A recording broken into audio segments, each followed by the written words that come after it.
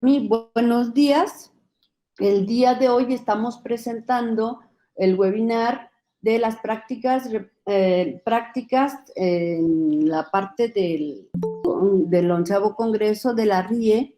En esta ocasión lo estamos haciendo de manera virtual, de manera excepcional, ante todo lo que estamos viviendo. Ha sido un año complejo. Este evento estaba programado para el año pasado, y bueno, el equipo de la RIE no quiere dejar pasar más tiempo para hacerlo, ¿no? Entonces voy a presentar a las compañeras y compañeros que están como ponentes en este webinar. Tenemos a la maestra Mónica Pimentel. Ella es licenciada en psicología, maestra en recursos humanos, tiene una maestría en psicoterapia centrada en la persona, es presidenta de la asociación Familias Trisomía 21, es miembro del Consejo Estatal de la Discapacidad, es activista por los derechos de las personas con discapacidad y es madre de un chico con síndrome de Down. Después tenemos a Andrea Manucci. Ella es consejera, es periodista, tiene una especialización en periodismo y divulgación, es científica de una fundación. Actualmente es profesora del taller dirigido para jóvenes con discapacidad. Está en una asociación para el desarrollo de la educación especial y la inclusión. Es miembro del staff de la revista digital Paradigmas en Clave Inclusiva. ¿Sí? Tenemos también a la maestra Araceli María Elsa Bechara, mejor conocida como Bechara por todos. Ella es maestra en pedagogía por la UPAEP, especialista en OSLF, tiene un posgrado en organizaciones sin fines de lucro y es maestra Montessori. Y desde hace mucho tiempo es luchadora en el campo de las familias de las personas con discapacidad. Nos acompaña Enrique Juárez, es representante de la RIE en Oaxaca. Él es un psicólogo social por la UAM Iztapalapa, trabaja temas de grupos en situación de exclusión y marginación, es integrante del colectivo La Lata. Nos acompaña también Emilio Fuentes González, egresado de la Escuela Nacional de Historia. Él aborda temas sobre corporeidades y espacios de encierro en la Ciudad de México y es integrante también del colectivo La Lata. Bienvenidos todos. A los que nos acompañen o nos acompañan ya en este webinar, les damos la bienvenida. Esperamos que este espacio donde vamos a compartir experiencias, vamos a hablar de un tema que es muy, muy importante y es el de la familia. Desde el día de ayer, cuando empieza el primer webinar y estaba el compañero con sordoceguera, por ejemplo, si vemos como parte final y culminante a una persona en esa condición y con esos alcances, tendremos que reconocer que uno de los principales pilares para que esto se diera fue una familia. Si podemos ver a Pablo Pineda como un ejemplo en Europa, en España, él lo que reconoce en primer lugar es una familia. Entonces, las familias de personas con discapacidad tienen mucho que decirnos, y con Araceli hemos compartido en otros espacios la importancia que tiene que tanto profesionales como padres podamos estar en algún momento en una situación equiparable y no estemos unos arriba con respecto a los demás, ¿no? Entonces, pues nada, después de esta introducción, que no quiero quitar más tiempo, le damos la palabra a Mónica Pimentel. Mónica, bienvenida. Hola, buenos días a todos. Maestra Armila, pues muchas gracias por esta oportunidad y pues muchas gracias por estar en este espacio, ¿no? Y también, pues bueno, gracias a la RIE. Y pues bueno, les quiero platicar un poco acerca de mí brevemente, ¿no? Como les decía, pues mi nombre, como ya lo decía la maestra Armila, mi nombre es Mónica Pimentel. Soy madre de dos niños, ¿no? Uno de 10 años que tiene aptitudes sobresalientes y otro con síndrome de Down, ¿no? Yo digo, me fui a los extremos, no encontré esa parte del equilibrio, entonces estar en los dos polos, pues bueno, me ha llevado meterme a estas cuestiones de lo que es inclusión, ¿no? Entonces, de profesión soy psicóloga y pues hace 8 años que nace Juan Pablo y que nace con esta condición, pues, la cual nosotros desconocíamos por completo, pero que además durante el embarazo pues no hubo ningún indicio o sospecha que indicara que nacería con síndrome de Down, pues realmente fue una sorpresa. En ese momento, ¿no? Esta situación tan triste y dolorosa, porque pues lo que llega también es justamente la incertidumbre, ¿no? Y la gran cantidad de preguntas sin respuesta, porque no sabíamos qué hacer. Pero además cuando salimos a buscar, tampoco hay respuestas, ¿no? Y las pocas respuestas que hay son muy vagas, no son tan exactas, ni tampoco son confiables. Entonces, en este sentido, pues bueno, principalmente yo miraba el entorno, observaba y analizaba nuestros servicios de salud, educativos, ¿no? Los de rehabilitación, y pues me daba cuenta de estas grandes carencias y oportunidades, ¿no? También miraba y escuchaba pues a las familias, a los profesionales, a la sociedad, y pues esto me aterraba más, porque más que la tristeza y el shock y el dolor que puedas sentir, ¿no? Porque tu hijo nace con una discapacidad, ¿no? Es realmente qué va a pasar con él y cómo va a ser la vida para él allá afuera, ¿no? Entonces, te das cuenta como madre, como padre, como familia, que su vida no va a ser fácil, ¿no? Y entonces, pues esta parte yo creo que es la más dolorosa y la más terrible que vivimos las familias. Uh-huh. Y no hablemos, ¿no? Del papel de ser mujer, ser indígena y tener discapacidad, ¿no? Tienen más variables, ¿no? Ya es un sector vulnerable, pero podemos aunar otras, ¿no? Y pues evidentemente esta condición de vida pues nos lleva a mi esposo y a mí, él es maestro, pues a pensar qué vamos a hacer, cómo le vamos a hacer para atender a nuestros hijos. Pero además nace la inquietud de poder compartir con otros padres. Entonces yo vivo en el estado de Morelos y pues nos damos cuenta que necesitamos tener este acompañamiento y que hoy en día no lo teníamos en Morelos. Así que hace 5 años mi esposo y yo decidimos fundar la Asociación de Familias Trisomía 21 justamente para apoyar a los padres de familia. Y pues bueno, a mí me toca hablar justamente acerca de estas condiciones de desventaja, pues que viven las familias con personas con discapacidad y también las personas que viven esta condición.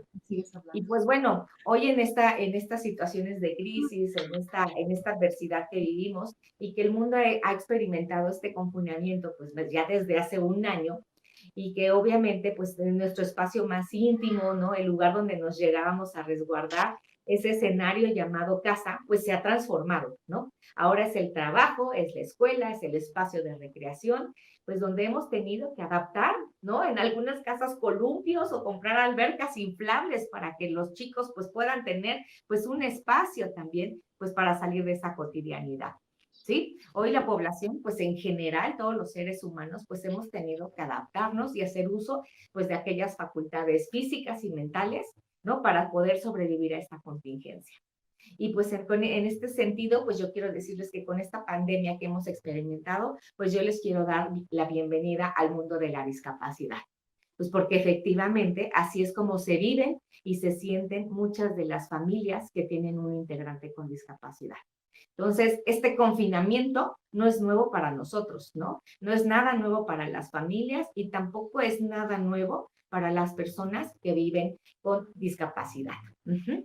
Y entonces a mí me gustaría ahora preguntarles a ustedes, ¿cómo se sienten con este nuevo modus vivendi, ¿no? Ustedes, yo, nosotros, la mayoría de la población, ¿no? Que gozamos del pleno uso de nuestras facultades mentales, que físicamente, ¿no? Podemos desplazarnos, ¿no? O sea, ¿cómo creen que se han vivido, ¿no? Todas las personas con discapacidad. Uh-huh. Y si bien sabemos, pues que esta pandemia en términos generales, pues ha venido a agravar, a complejizar y alterar nuestra forma de vida. Uh-huh. Y pues bueno, ahorita quiero retomar esta frase que Aristóteles dice, ¿no? El hombre es un ser social por naturaleza y que necesitamos de otros para poder sobrevivir. Entonces, imagínense aquí y ahora en su cotidianidad, ¿no? Ahora en confinamiento, ¿cómo será la cotidianidad de estas familias que viven en condición de discapacidad, en donde generalmente es necesario contar con cuidadores primarios, tener una red de apoyo, no solamente ahorita en pandemia, eso es siempre, todos los días, ¿no? ¿Para qué? Para que este apoyo pueda permitir atender y cubrir las necesidades básicas de las personas con discapacidad. También, en otro sentido, pues la convivencia en comunidad, pues ya está limitada en estas personas con discapacidad. Para ellos ya es normal vivir así.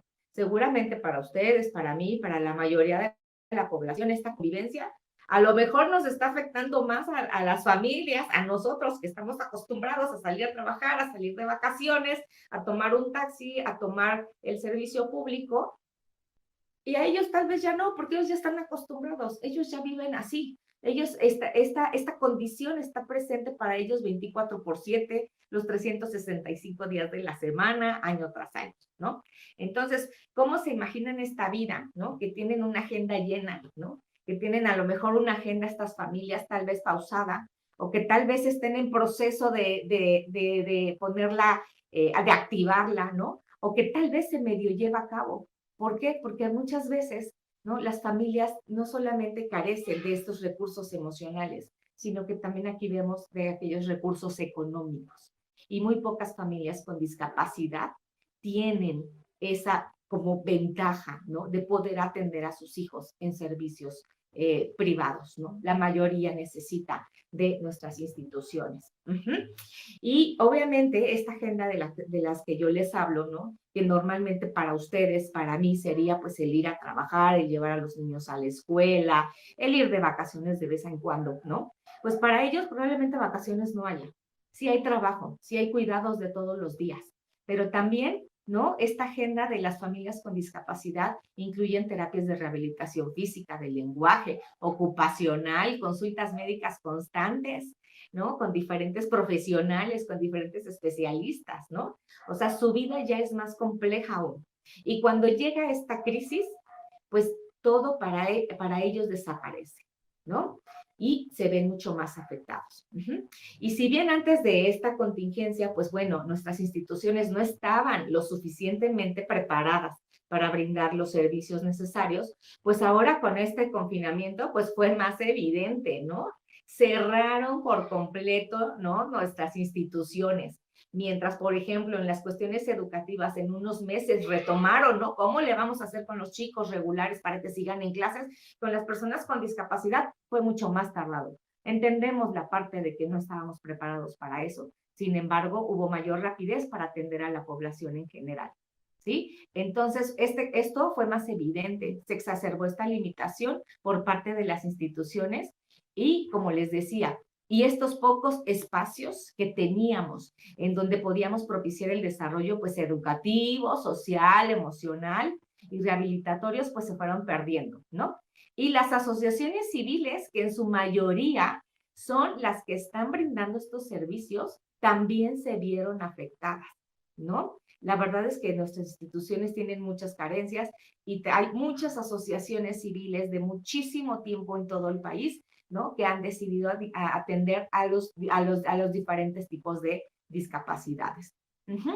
Sin embargo, bueno, también, como todo, ¿no? Hace evidente todas las cuestiones que pudieran parecer negativas, pero bueno, también podemos darnos cuenta que, pues esto también nos ha permitido, pues, reflexionar, ¿no? Sobre aquellos que si bien por ende ya pertenecían a este sector vulnerable, pues obviamente también nos hemos dado cuenta pues que esta brecha de desigualdad ya la vivían las personas con discapacidad, ¿no? Aquí ya no hablamos de que puedan tomar a lo mejor una clase virtual, ¿no? Ya no de dispositivos. Ellos ya su vida es así. Entonces, ¿qué nuevo les podemos ofrecer, no? Porque además tampoco los maestros, ni nosotros, ¿no? Empezamos a conocer estas nuevas formas de tecnología, estas nuevas formas de comunicarnos, ¿no? Y tampoco estaban preparados.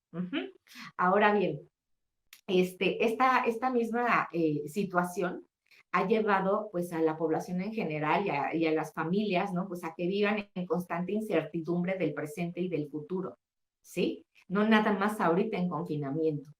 Entonces, eso quiero rescatarles hoy, cómo viven las familias con discapacidad y la persona con discapacidad. Desde el día 1 que te dicen que tienes un hijo con discapacidad, o desde el día 1 que tuviste un accidente y que adquiriste una discapacidad, desde ese momento tu vida vive en incertidumbre del presente, del futuro. Los padres se preguntan qué va a pasar con mi hijo o mi hija cuando yo falte, dónde va a vivir, quién lo va a atender cuando enferme. Esas preguntas no solamente surgen ahorita en pandemia, surgen constantemente. Entonces, como las familias con discapacidad, pues ya saben lo que es vivir en contingencia, pues ya pasaron por ese shock, ya pasaron por ese duelo que a lo mejor nosotros, ¿no? Estamos viviendo. Pero ya tuviste, yo creo que la situación más difícil que podías haber tenido, ¿no? Es el hecho de que te digan que tu hijo tiene una discapacidad. Y pues bueno, ellos ya están acostumbrados, ¿no? Ya están adaptados, ya están acostumbrados a vivir con limitaciones físicas y mentales, ¿no? Cuando a las otras familias que no tienen integrantes con discapacidad, a lo mejor apenas los están acechando más estas enfermedades mentales, ¿no? Y pues obviamente, como están acostumbrados a vivir en esto, pues bueno, ellos ya están acostumbrados y ya han hecho uso pues de sus pocos o muchos recursos emocionales, ¿no? Materiales o incluso económicos que tienen. Entonces, hay quienes se han podido fortalecer de esto, ¿no? Hay quienes han podido vivir con esta discapacidad y con esta pandemia, hay quienes no han podido, hay quienes lo están tratando de lograr, pero lo que sí es un hecho es que todos estamos tratando de sobrevivir y ellos aún más. Y bueno, esto también nos lleva a pensar en que también las familias con discapacidad son familias, algunas no podemos generalizar, pero algunas son familias más fuertes, algunas son familias más resilientes, ¿no? Saben lo que significa vivir en contingencia. 3 minutos, ok. Y pues bueno, ellos viven en incertidumbre, ¿no? Se pueden reorganizar, readaptar constantemente. Y nada más ahora quiero mencionarles, ¿no? Para hacer justamente seguir en estas cuestiones de desventaja. Si bien todos ustedes saben que existe la Convención de los Derechos de las Personas con Discapacidad, la cual se firmó en diciembre del 2006, y podemos revisar justamente el artículo 11, ¿no? Que dice que frente a situaciones de riesgo y emergencias humanitarias, los estados adoptarán todas las medidas necesarias para garantizar la seguridad y la protección de las personas con discapacidad, pues nos damos cuenta que los esfuerzos por cumplir este artículo o por cumplir con esta convención, pues tiene que tener cambios, ¿no? Porque no sabemos ni cómo, ni qué procesos, ni cómo estas necesidades se van a solventar, ni tampoco cómo se van a materializar. Es decir, pues que nuestros gobiernos, estados e instituciones pues están quedando cortas. Nos falta mucho por salvaguardar los derechos de las personas con discapacidad. Entonces, como les decía hace rato, ¿no? Pocas son las instituciones que actualmente están abriendo. Las personas están quedando con servicios de rehabilitación y están fuera, no están admitiendo a nuevos pacientes, ¿no? Nada más están tratando solamente con algunos, aunado a que no hay tecnología en casa y no pueden acceder tampoco a estos servicios, justamente por esta brecha de desigualdad y económica que ellos viven. Y en la actualidad, ¿quiénes son los que siguen brindando más servicios? La sociedad civil, los colectivos, las asociaciones, ¿no? Que somos los que, ya sea directa o indirectamente, vivimos vivimos la discapacidad, pero que además también tenemos profesionales de nuestro estado, ¿no? De nuestra parte, ¿no? Como lo son ustedes. Entonces, como verán, pues todo este escenario, pues es un poco alentador para nosotros, ¿no? Con ello se sigue agudizando lo que son la incertidumbre, ¿no? Y que irónicamente, de verdad, esto ya era parte de las personas con discapacidad, ellos ya lo vivían, ¿sí? Y entonces, pues para concluir, quiero comentar que pues a pesar de vivir en contingencia, pues también esto nos ha permitido generar estos escenarios de convivencia, ¿no? Como son estos espacios virtuales, como buscar estos nuevos apoyos para las familias con discapacidad, ¿no? En donde también nosotros estamos buscando, pues, que empoderarlos, seguirles dando información, webinarios, darles terapias de lenguaje o de aprendizaje virtuales. ¿Para qué? Pues para que se sigan potenciando las capacidades de las personas con discapacidad. Gracias. Muchísimas gracias, Mónica. Bueno, siguiendo el camino del trabajo con familias, Andrea, si nos hace favor. Buenas a todos, soy Andrea, tengo 45 años, a los 28 años me diagnosticaron esclerosis múltiple. En mi presentación contaron que era periodista, que soy consejera. Me acuerdo cuando Araceli me invitó a participar, digo, tengo que poner que tengo esclerosis múltiple. Hace 17 años que todos los profesionales me vienen diciendo, vos no sos esclerosis múltiple, no es tu carta de presentación. Así que vos sos primero Andrea y después esclerosis múltiple. Entonces, esta vez era, bueno, es necesario, porque está bueno que lo abordemos desde ahí, porque lo escuchaba con mucha atención a Claudia, y con respecto a la familia, en mi familia, en mi caso, un diagnóstico, una discapacidad adquirida a los 28 años, cuando uno ya está terminando, yo ya estaba terminando una segunda carrera universitaria, ella estaba trabajando, tenía ganas de irme a vivir sola, no estaba en pareja, pero tenía ya como una vida ya encaminada, y vino este cimbronazo, ¿no? Que no lo esperamos. No, por suerte no tuve un recorrido muy largo hasta llegar al diagnóstico, así que eso facilitó bastante las cosas. Y la verdad es que yo trataba de pensar, bueno, se dieron cronológicamente las cosas de aprendizaje, de cómo la familia se fue acomodando, y no, la verdad que no se dio cronológicamente. Fuimos aprendiendo todos a medida que iban apareciendo las primeras adversidades.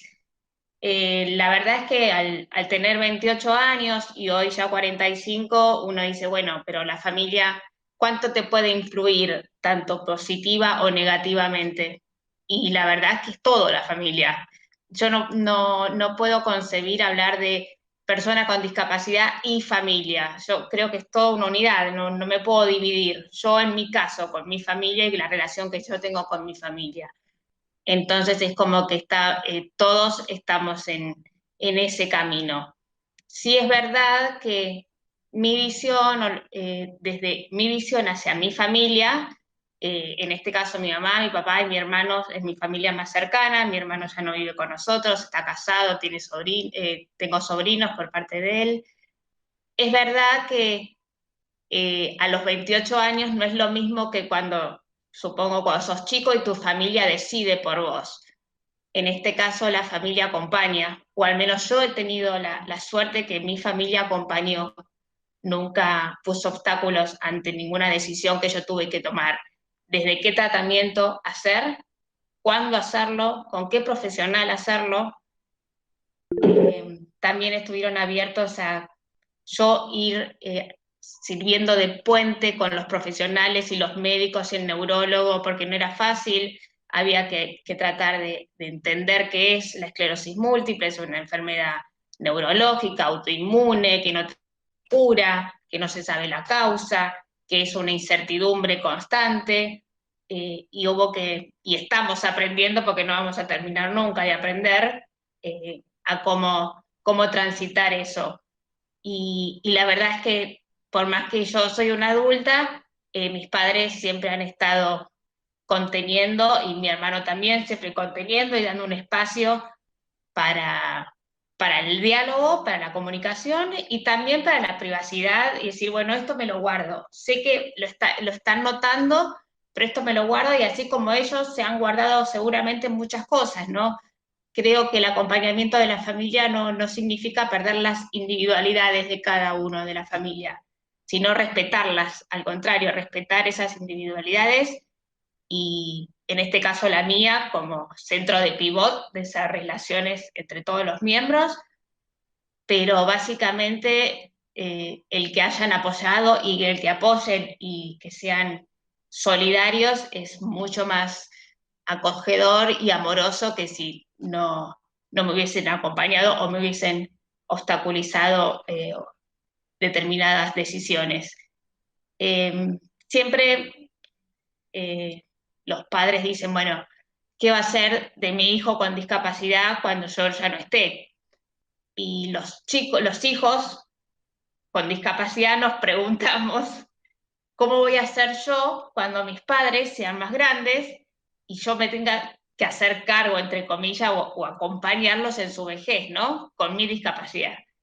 Entonces, la verdad es que en estos 17 años yo he recolectado un montón de herramientas para saber que cuando llegue ese momento, los acompañamientos van a ser como ellos han aprendido a acompañarme a mí y, y todo se va aprendiendo en un lenguaje que hemos tenido que aprender entre todos. Es muy difícil transmitir síntomas que tienen que ver con la esclerosis, por ejemplo, que no se ven. Entonces tratar que el otro te entienda qué es lo que te pasa y cuánto te afecta y cómo hago para que te pongas en mi lugar, pero desde mi marco de referencia, con mis limitaciones, con mis recursos, no lo que vos harías en mi lugar. Eso es lo más importante, creo que es lo que más tuvimos que transitar y estamos aprendiendo. Y la verdad es que eso se hace con comunicación, con hablar de frente, lo cual no significa que uno, si quiere ser autónomo e independiente o tener autodeterminación, no significa hacer las cosas solo y arremeter y hacerlos de prepo, sino que es poder hacerlo sabiendo que podés pedir ayuda, que esa ayuda siempre va a ser de corazón y que te va a facilitar las cosas. Y eso va a aumentar tu independencia. En lugar de coartártela, pedir ayuda, aumenta tu independencia. Y saber que cualquier reacción que pueda tener la familia es un aprendizaje, que nunca es con mala intención, que siempre es prueba y error, y que todos vamos aprendiendo, cada uno a su manera, y yo hago mucho hincapié en las individualidades de la familia. La familia es un bloque, un grupo, pero está constituida por individualidades, y no es lo mismo mi mamá que mi papá, mi hermano o mi tío.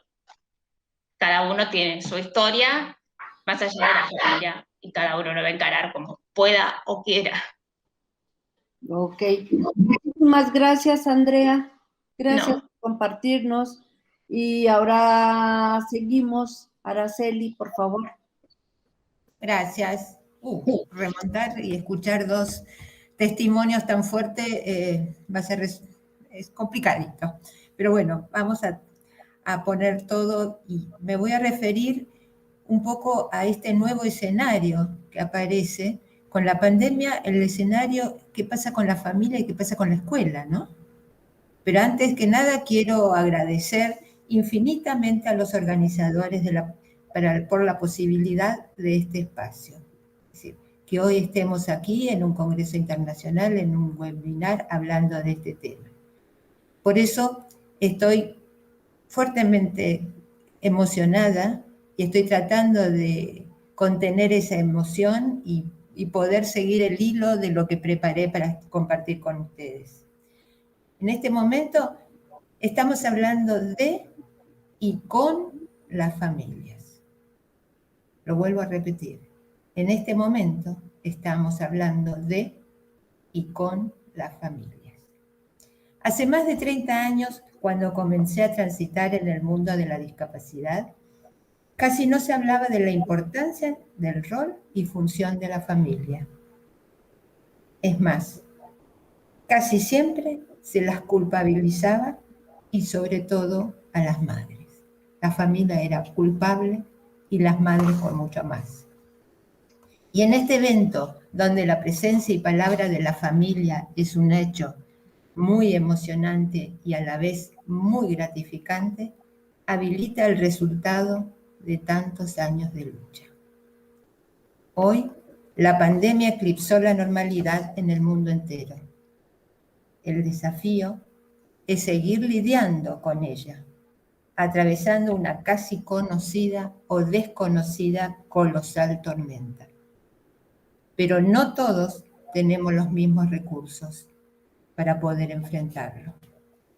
Con la pandemia se corrió el velo y mostró la realidad más cruel donde las desigualdades quedó totalmente expuesta, exponiendo las luces y las sombras del ser humano, y mucho más, en algunos momentos, las sombras del ser humano.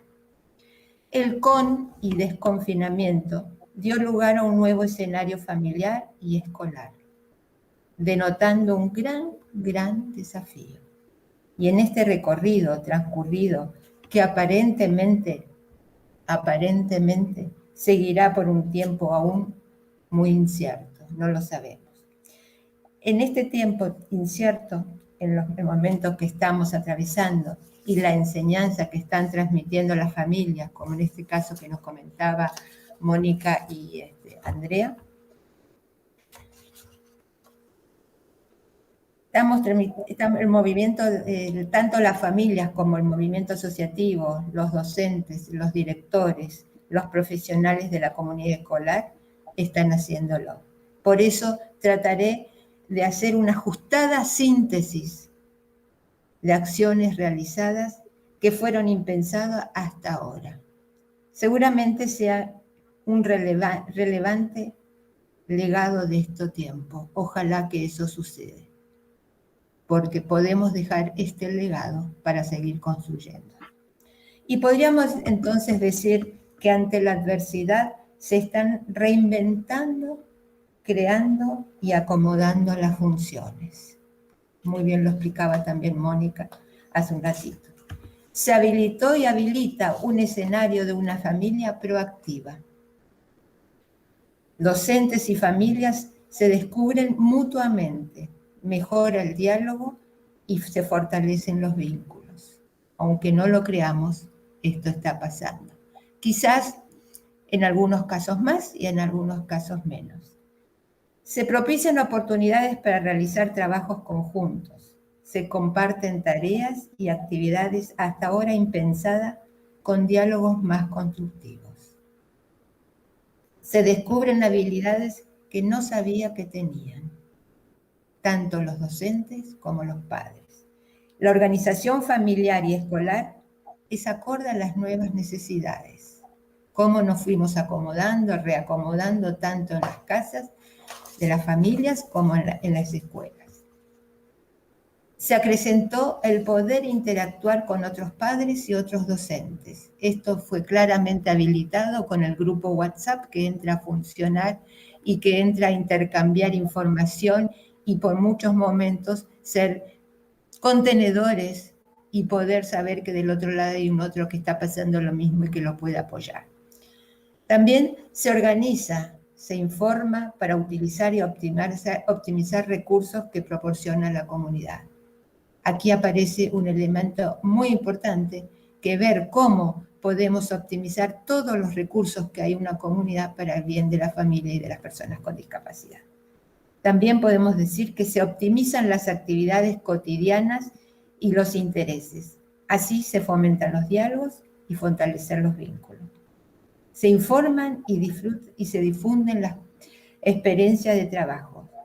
Es lo que estamos viviendo en este momento, en este congreso. Estamos intercambiando, estamos informando, estamos quizás consensuando, quizás reflexionando.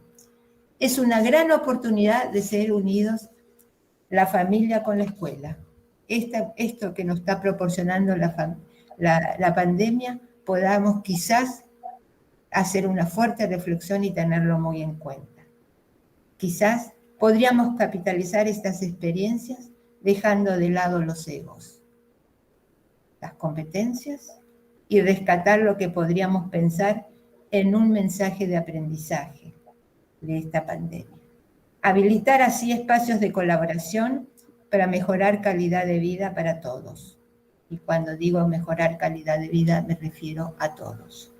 Y para ir finalizando, hoy como profesional, pero lo más importante, el rol mío es el ser madre de 2 personas con discapacidad. Si bien Agustina ya no está con nosotros, la reconozco como la propulsora de todo lo vivido. Y mi otra hija con multidiscapacidad adquirida y que con su hermana incentivan permanentemente mis acciones, a quien estoy muy agradecida, pongo el énfasis y me habilito en poner énfasis en el deseo que después de finalizada la pandemia, todo lo vivido podamos capitalizarlo en un escenario donde dejemos de hablar de las familias para hablar y seguir compartiendo con las familias. Quizás dejar de lado las sombras para crear y dar paso a un escenario de luces en la mejora de calidad de vida para todos. Y por último, quiero hacer un llamado a un reconocimiento que no nacimos adultos. Nacimos, crecimos y nos construimos en una familia. Muchas gracias. Gracias a ti, Araceli. Muchísimas gracias a lo que nos comparten desde Argentina. Y ahora regresamos a México, regresamos a Oaxaca. Enrique, le damos la palabra, por favor. Sí, gracias. Hola. Voy a presentar ahí unas láminas que tenemos. Rapidísimo, ¿eh? Sí.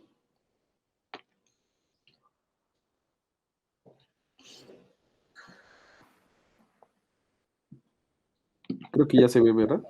Ya. Ok. Vale, pues nosotros somos parte del colectivo La Lata. Es mi compañero Emilio Fuentes y yo, Enrique Juárez. Ustedes me van diciendo, ¿se ve como toda la página? ¿O se ve solamente una página? Es un PDF, entonces ya estás en discapacidad crítica. Ya pasaste de la presentación. Ok, vale. Bueno, pues nosotros somos un colectivo integrado por egresados de distintas disciplinas, ¿no? Etnohistoria, antropología social, estudios latinoamericanos, diseño gráfico, trabajo social y psicología social. Y también somos egresados de distintas universidades públicas. Nosotros nos encontramos justo en el espacio pues, universitario, en un seminario de una querida colega que se llama Patricia Brockner, también yo creo que la reconocen, y en uno de sus seminarios ahí fue donde pudimos encontrarnos y pues algo que nos atravesaba es que teníamos la mayoría hermanos con discapacidad, ¿no? O algunos integrantes, como en la mesa pasada, que es Víctor, que vive, ¿no? La discapacidad, o tiene alguna discapacidad, ¿no? O tenemos también muchos amigos, ¿no? Con discapacidad. Entonces, a partir de eso, nosotros empezamos a trabajar, empezamos a tratar de proponer nuevas cosas, nuevas alternativas, y pues, más bien nuevos posicionamientos en torno a cómo trabajar los temas sobre discapacidad. Porque ya estábamos también pues hartos de escuchar como esos modelos médicos, ¿no? Rehabilitadores, el enfoque de derechos incluso, o también que todo lo relacionado hacia los temas de discapacidad se estaban abordando desde temas educativos, ¿no? O inclusivos. Y los temas sociales o otros temas, ¿no? Que no partieran de estos ejes, estaban anulados. Sí. Vas, Emilio.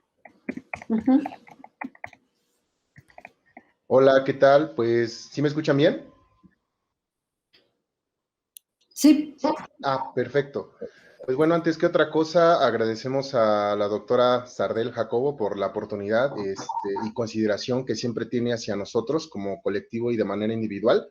Y pues bueno, sin más que esto, pues continuando con lo que comentaba Enrique, ya una vez que nosotros decidimos consolidarnos como colectivo, pues decidimos generar propuestas, ¿no? Encaminadas a una toma de conciencia en el tema de discapacidad, ya que, pues bueno, como lo mencionaba al inicio Enrique, nosotros en su mayoría somos hermanos de personas con discapacidad y bueno, algunos de los integrantes también pues la viven.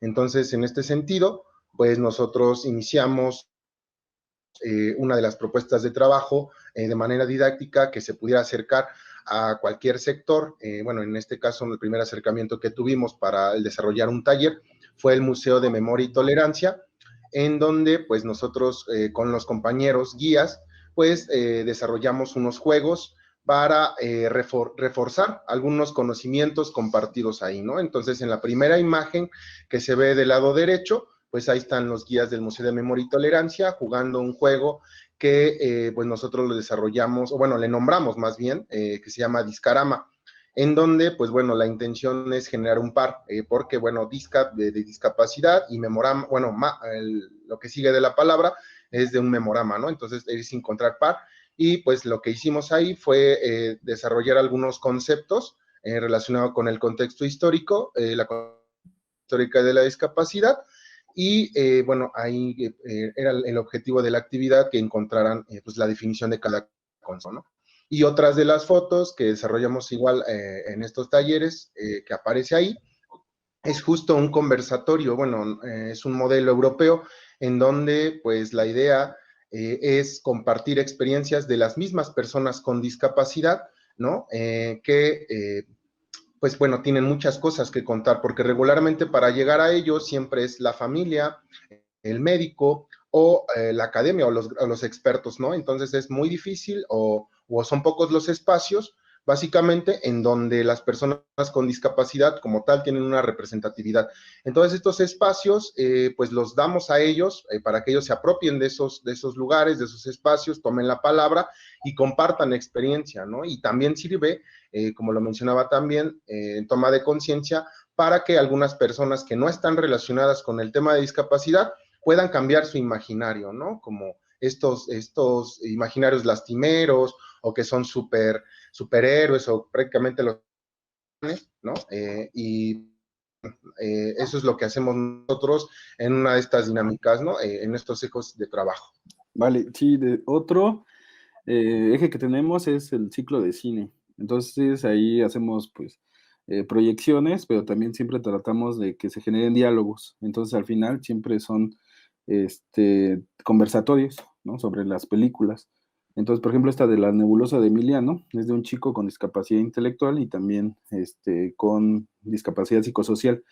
Entonces es como un documental sobre su vida en familia y tuvimos la oportunidad de que pudiera asistir a la sesión y pues, dialogar, ¿no? También con su hermana, que fue la directora del documental. Sí, otro eje que tenemos es justo el CECRIT, ¿no? Que es el coloquio de estudios críticos sobre discapacidad, que también tiene la intención justo de poder hacer un espacio de encuentro y de redes sobre el trabajo sobre discapacidad. Lo peculiar, o más bien lo que tratamos de impulsar ahí, es que sean justo familias, personas con discapacidad, colectivos, organizaciones civiles y personas pues, que estudian en los temas, puedan compartir las mesas y justo ahí ser un espacio de encuentro y de redes, ¿no? Sí. Sí, otro de los juegos que también se desarrolló a lo largo de nuestras intervenciones en diferentes espacios fue uno que, bueno, hasta el momento ha sido muy bien aceptado por diferentes grupos, ¿no? Incluso aquí en las fotos que apareces, en una feria que nos invitaron de ciencias en la UNAM, en donde presentamos igual uno que era igual una lotería discapacitada, en donde pues retomamos algunos personajes de la vida diaria, ¿no? Incluso algunos personajes también de cine, etcétera.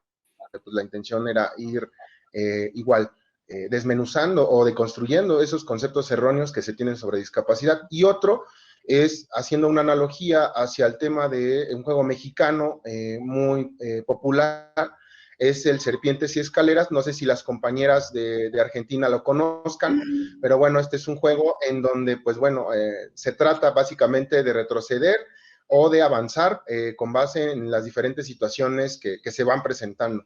Entonces, aquí lo adaptamos al tema de discapacidad, también con diversos escenarios, ¿no? De la vida cotidiana, de qué pasa si una persona ciega, una persona sorda entra a un bar, el tema de sexualidad, el tema de transporte público, o sea, accesibilidad.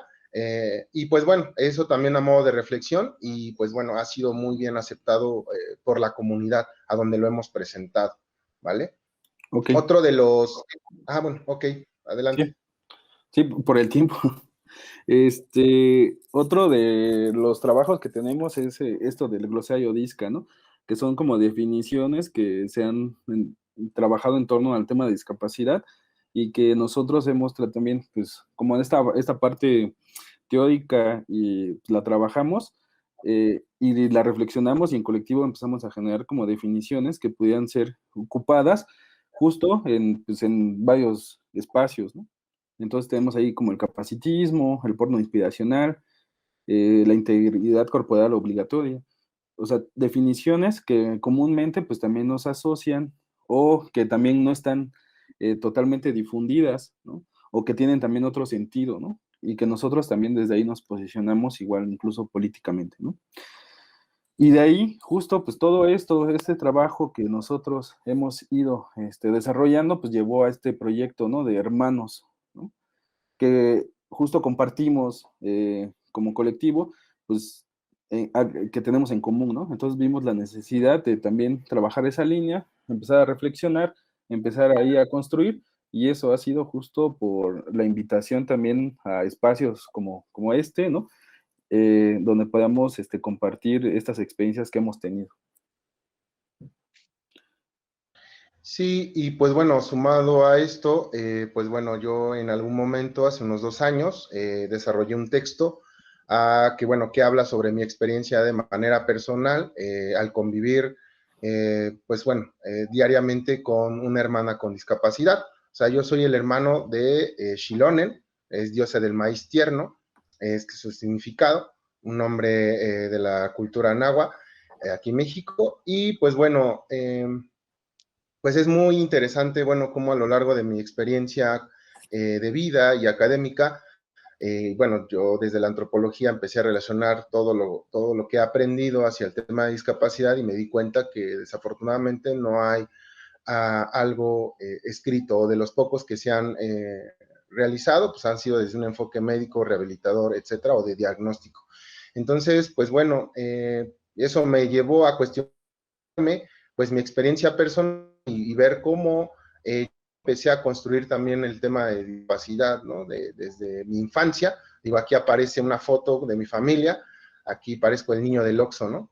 Entonces, pues bueno, está mi hermana en medio, está mi hermano, están mis padres, y pues bueno, ahí, pues bueno, en ese momento de mi vida, en el cual también yo lo desarrollé en un texto, no estaba todavía tan consciente o tan relacionado con el tema de discapacidad, y lo curioso de esto es que yo a lo largo de los años me di cuenta que el tema de discapacidad o la discapacidad de mi hermana fue latente por el contacto de los compañeros, o el contacto en la escuela, o las miradas, o todo esto que, pues bueno, socialmente, igual también mencionaba Claudia en un inicio, ¿no? Todas estas barreras que se van presentando en la vida, pues son muy, muy evidentes. Entonces, de esa manera yo me di cuenta y me percaté que, bueno, mi hermana necesitaba más apoyos en su momento.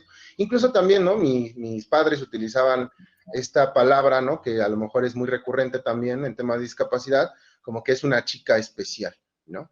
Entonces, en ese momento también a mí me costaba trabajo relacionarme, sin embargo, pues bueno, a lo largo de la vida, ir conociéndola más, ir apoyándola y conociendo a alguno de sus compañeros, pues hasta el momento, pues ha hecho que tenga un lazo más cercano hacia ella, ¿no?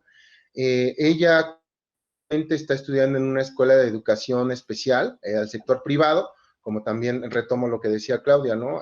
Afortunadamente se ha tenido la oportunidad y los recursos para que ella pueda acceder a este sector, ¿no? Porque, pues bien sabemos también que el Estado mexicano ha tenido un desinterés hacia este sector y, pues bueno, no ha sido, bueno, toda la oferta académica y laboral, pues es muy, muy deficiente. Entonces, pues bueno, ella está por concluir su secundaria ya en estos meses a nivel abierto, ¿no? Por el Instituto de Educación para Adultos, el INEA. Y pues bueno, ¿no? Eso es pues, muy gratificante para mí, el ir viendo cómo pues cada quien va tomando su camino, ¿no? Ahorita mis preocupaciones que tengo yo de manera personal, pues por ejemplo, pues son que, bueno, pues por los procesos que hemos tenido cada uno, pues el vínculo se ha hecho un poco más distante, además de que yo también ya estoy y ella es la única que vive con mis padres, tanto mi hermano y yo ya vivimos de manera independiente, y entonces pues eso también ha hecho que la relación con ella ya no sea tan cercana ni tan diaria como en su momento, ¿no? Entonces, pues bueno, lo que ahora me preocupa y lo que veo, incluso en algunos espacios académicos y demás, pues es el tema de sexualidad, de las relaciones sociales, del tema laboral, que bueno, creo que espacios como estos pueden propiciar a generar otro tipo de posturas y bueno, encuentros desde las familias, que también es un tema que tampoco se aborda, ¿no? Entonces, pues bueno, a grandes rasgos es como mi experiencia que yo tengo y alguna de las preocupaciones que les quiero compartir, ¿no? Gracias. Sí, pues bueno, a mí también justo me toca el tema de discapacidad por mi hermano Emir, ¿no? Entonces escribí ahí algo que les quiero compartir. Para mí, mi encuentro con la discapacidad, primero, pues para esto me gustaría presentar a mi hermano mayor, que es Emir Yain. Él tiene 44 años. Cuando nací, él tenía 14. Él es una persona con discapacidad intelectual. Los médicos refieren que fue consecuencia de una hipoxia neonatal y a su vez por una negligencia médica. Su edad cronológica no corresponde con su edad mental notoriamente. Su forma de comunicación es a partir de las vocales. Es una persona muy risueña, alegre, le encantan las frutas y las aguas de sabor. Y es fan de una estación de radio grupera llamada La Poderosa. Su gusto por la ropa es muy peculiar. No le gustan los colores oscuros. Todas las tardes, después de bañarse, elige la ropa que se pondrá la mañana siguiente y la coloca en su cabecera. Emir es participativo e interesado en las actividades que le llaman su atención. Por ejemplo, le encanta observar Vamos a un minuto para concluir, ¿eh? observar cómo planchan y acomodan la ropa. Podría pasar horas viendo y participando en esa actividad. Desde hace 20 años participa en un taller de formación laboral de cerámica artesanal e industrial en Acéptame Como Soy, una organización civil en Oaxaca. La discapacidad la reconocí en las miradas, en los gestos y en los comentarios de la gente que hacía hacia las diferencias conductuales de mi hermano. Yo no comprendía por qué esas diferencias no eran aceptadas en la comunidad y por qué él tenía que permanecer encerrado. Porque él tenía que aprender esas normas sociales y figurar como ser una persona común para no incomodar. Para mí, no fue algo que rupturó mis esquemas, porque yo desde que nací, pues la discapacidad siempre estuvo presente. Esta experiencia de vida, justo, ha sido muy significativa para la construcción de mi identidad, repercutiendo significativamente en mi vida profesional, específicamente en los cuestionamientos de por qué Emir tiene que acoplarse a lo social y no lo social a Emir. Me fue llevando al mar de los fenómenos sociales y de la psicología social. Y en tanto, pues también empezar a romper con todos esos paradigmas de los modelos médicos rehabilitadores que estaban alrededor de Emir. Y también, pues, a participar en este colectivo, La Lata, para justo empezar a construir otras formas en cómo podemos relacionarnos y entender también, pues, esto que se llama discapacidad, ¿no? Y bueno, eso sería todo. Quique, Ok. bueno, perdón. Sí, Muchísimas gracias. Muchísimas gracias por la participación. Mil disculpas, el tiempo nos apremia, pero esto es así. Y les comentaba al inicio, trabajar esto por plataforma nos presiona aún más a todos, ¿no? Entonces, pasaremos a las preguntas. Hay varias preguntas que nos están enviando. Hay una pregunta específica para Mónica. Como mamá activista, ¿qué necesita la educación y el nivel de educación especial mexicano? Modificar, agregar o pulir para contribuir en la atención integral de niñas y niños. Yo creo, primeramente, que todo empieza en la familia, ¿sí? Creo que si logramos captar a todas las personas con discapacidad desde el nacimiento o aquellas, me refiero a discapacidades, por ejemplo, intelectuales, ¿no? Y en este sentido, si nosotros logramos captar a estos chicos y logramos rehabilitarlos a tiempo, ¿no? Que estén en terapia, en estimulación temprana, van a tener más posibilidades de acceder a una, por ejemplo, escuela regular, ¿sí? Entonces, ¿qué es lo que necesitamos? Que las familias, ¿no? Pongan todo de su parte, ¿no? Y que también decidan y elijan en dónde quieren que sus hijos se desarrollen. Porque lo que sí es un hecho es que las personas, ¿no? En mi experiencia, en el caso del síndrome de Down y de discapacidad intelectual, ¿no? Pues obviamente el límite lo va a poner la familia. Uno es los que van a decir. Por otro lado, lo que necesitamos a nivel educativo es mayor apertura, ¿no? Por parte de los profesionales, por parte de las escuelas para que puedan recibirlos. Una mayor capacitación, ¿sí? Entonces, yo creo que necesitamos trabajar en conjunto, familia y escuela, ¿no? Pero por el lado de la educación, de las instituciones, es capacitar más a los docentes, ¿sí? Y que tengan una mayor apertura, ¿no? Y que también quieran recibirlos. Muchísimas gracias, Mónica. Y bueno, hay preguntas, les voy a elegir una para cada uno. Para Andrea, ¿cómo sensibilizar a una familia de un adolescente con discapacidad intelectual que no contribuye en su atención? ¿Será importante ya pedir que la autoridad intervenga? Le pregunto, siendo que este proceso del apoyo entre todos y todas en casa, en este caso, no existe. Son preguntas interesantes y hay que hacerlas un poco cortas, es lo penoso. Creo que la intervención de la familia en el caso de un adolescente, supongo que hay que darle espacio a ese adolescente. Generalmente los adolescentes están en una edad de apogeo y de explosión, ¿no? De desarrollo y no de meterse para adentro, aunque muchas veces es así. Entonces, dar el espacio de intercambio y ese equilibrio entre lo que necesitan y lo que quieren y lo que se puede, tanto desde el adolescente como la familia, me parece que llegar a ese difícil equilibrio, ahí está el camino. Sobre todo dando la posibilidad de hablar y escuchar y aceptar lo que se va a escuchar. Cuando uno pregunta, tiene que aceptar la respuesta que va a venir. Ok, gracias, Andrea. Araceli, ¿cuál considera que sería el reto del personal docente ante el posible regreso a clases presenciales en relación a la atención para y con la familia de las personas con discapacidad?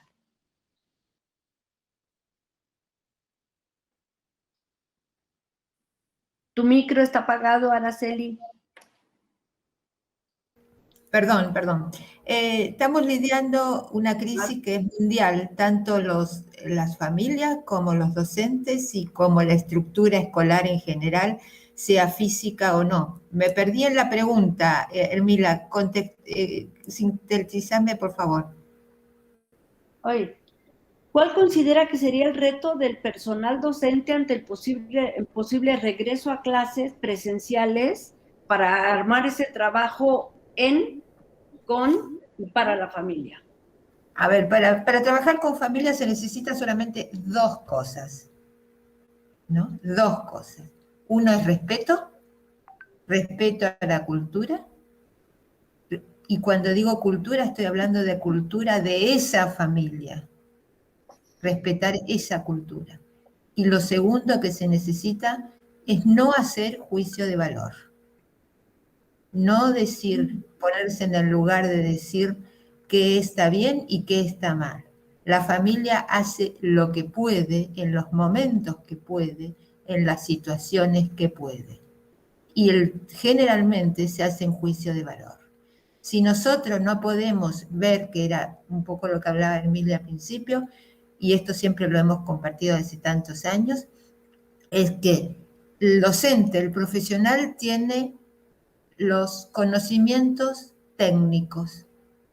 La familia tiene los conocimientos de lo cotidiano. Ni uno es más, ni uno es menos. Cuando podamos ver al otro como otro, respetando su cultura y no haciendo juicio de valor, entonces sí vamos a poder hablar de un trabajo colaborativo con las familias. Mucho se ha escrito, hay millones de bibliografía, pero esto es una cuestión de un posicionamiento de respeto y no al juicio de valor. Ok, Gracias, Araceli. Y por último, una pregunta para los compañeros de La Lata, que quiera contestarla. Preguntan dónde han trabajado con este material tan importante y dónde lo pueden conseguir. Con Bien, respecto a los juegos. sí. Pues bueno, estos juegos actualmente todavía siguen, bueno, seguimos ahí buscando a alguien que pudiera patentarlos y bueno, no están al público, desafortunadamente, porque bueno, por estas cuestiones de derechos de autor y estas cuestiones ya más de manera burocrática. Y pues bueno, tenemos la ventaja de que estos juegos se pueden ir adaptando a las diferentes estancias o instituciones que nos han invitado. Estos se han presentado, bueno, en un inicio, como lo mencioné, fue el Museo de Memoria y Tolerancia. También lo hemos presentado a los compañeros igual guías del Museo de Universum aquí en la Ciudad de México, a compañeros de la Universidad Autónoma de la Ciudad de México y bueno, a su personal que bueno, que labora ahí y da atención hacia los alumnos. Y si no me equivoco, bueno, también lo hemos presentado en algunas ferias, ¿no? Y pues bueno, como les mencionaba, como se puede ir adaptándose al tema, bueno, los juegos se pueden ir adaptando hacia personas de diferente área, como por ejemplo el personal administrativo de la UACM, no es el mismo conocimiento o el acercamiento quizá que tienen con los guías del Museo de Universum, etcétera. Entonces, incluso también se puede adaptar, o hemos estado pensando en la posibilidad de adaptar estos juegos a, bueno, al lenguaje accesible, que un compañero también nos ayudó a tener pues la transcripción en braille, ¿no? Lo pusimos ahí de manera improvisada y también lo queremos hacer más accesible con esto del lenguaje al tema de niños, ¿no? O sea, en las infancias, que también es un tema pendiente todavía, ¿no? Que queda todavía por intervenir, pero bueno, estamos abiertos a seguir desarrollando todo este tipo de dinámicas. No sé si Enrique quiere agregar algo. Solo que en el correo del colectivo La Lata, @gmail, ahí nos pueden escribir y pues incluso, ¿no? Si quieren que se arme algún curso, algún taller, o presentar los juegos, o sea, podemos por ahí ponernos en contacto. Ok, pues bueno, muchísimas gracias por el tiempo, se nos ha ido ya, pero de verdad este tema era un tema muy, muy importante, que Araceli tenía razón, es un tema que debe estar presente en todo momento. Ay, vean nomás la mascota, muy bien, también está aquí. Creo que es un tema que hemos visto. Tenemos otras preguntas aquí y yo me imagino que se las harán llegar después a ustedes, pero no quiero cerrar la sesión sin reconocer cada una de sus aportaciones. Lo que Mónica nos plantea acerca de qué ocurre después de tener, de que llega a un pequeño con discapacidad, ese hecho de vivir en la incertidumbre, el darnos cuenta que tenemos que operar con los recursos que tenemos, ¿no? Y estos no siempre son los mejores, el darnos cuenta que la institución no da la respuesta que se está esperando. Esto también lo comentan los compañeros de La Lata. Lo que me llama mucho la atención también de Andrea es con lo que inicias, Andrea, cuando dices, tengo arteriosclerosis y eso así me debo